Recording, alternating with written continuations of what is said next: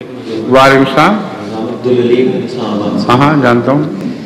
حضور، پاکستان میں جہاں مولویوں اور سیاستدانوں کی وجہ سے جماعت کو تکالیف کا سامنا ہے، وہاں پر ایک بڑا طبقہ ایسا بھی ہے جو کہ تعلیم یافتہ ہے. یہ جو آپ کا لاؤڈ سپیکر ہے اس کے رخ میں کچھ غلطی ہے، اس لیے یہاں آواز صاف نہیں آتی. ذرا قریب کر کے آہستہ بولیے.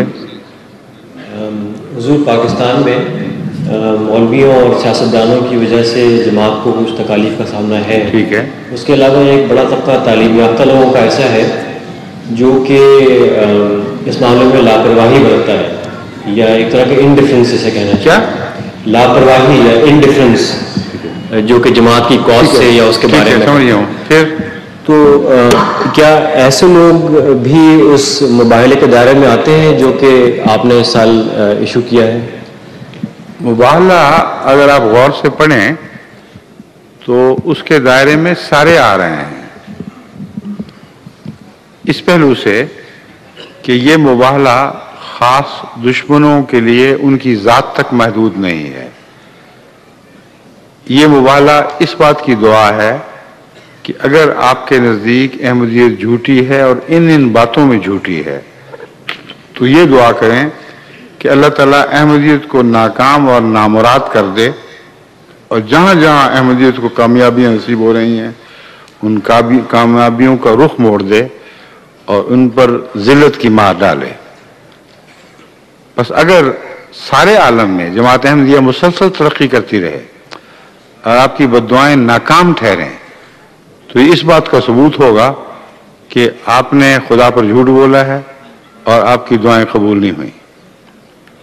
دوسرا پہلو یہ تھا کہ اگر یہ بات درست ہے کہ ہم سچے ہیں تو پھر میری دعا ہے کہ اللہ آپ پر نکبت کی مار ڈالے اور آپ کے کمائے ہوئے اجتماع پھٹ جائیں، آپ پارا پارا ہو جائیں، ٹکڑے ٹکڑے ہو جائیں، اور آپ پر اور آپ کے ساتھیوں پر خدا تعالیٰ کی طرف سے ایسا ادبار آئے کہ اس کی دکھن اور جلن سارے معاشرے میں سنائی دے اور محسوس ہو.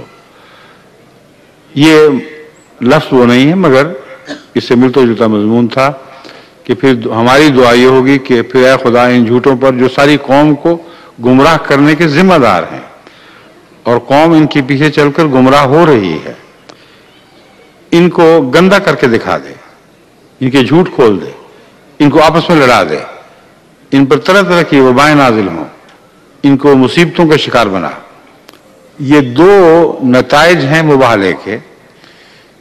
اس میں انفرادی طور پر مباحلے کا شکار بننے والے بھی موجود ہیں، لیکن بالعموم یہ دعا انفرادی حیثیت سے نہیں تھی. بعض لوگوں نے آگے بڑھ کر اپنے سینے پہ ہاتھ مار کر انفرادی طور پر اس کو قبول کیا اور وہ مارے گئے، اور بعض لوگوں نے عمومی طور پر اس میں شرکت کی اور ان کے ماننے والے، ان کے حلقہ احباب، ان کے سارے ارد گرد کے حوالی مواشی، ان سب پر یہ وبال ٹوٹا ہے جو میں بیان کر رہا ہوں. ان کی کمائی ہوئی جمعیتیں بکھر گئیں، منتشر ہو گئیں، ان کی مسجدوں میں لڑائیاں شروع ہو گئیں، انہوں نے فرقہ بازی میں ایک دوسرے کے قتل شروع کیے. اتنا زیادہ یہ بڑا اور اغوا اور قتل اور گلیوں کا امن اٹھ گیا. یہ ساری باتیں اس مباحلے کی دعا میں شامل ہیں.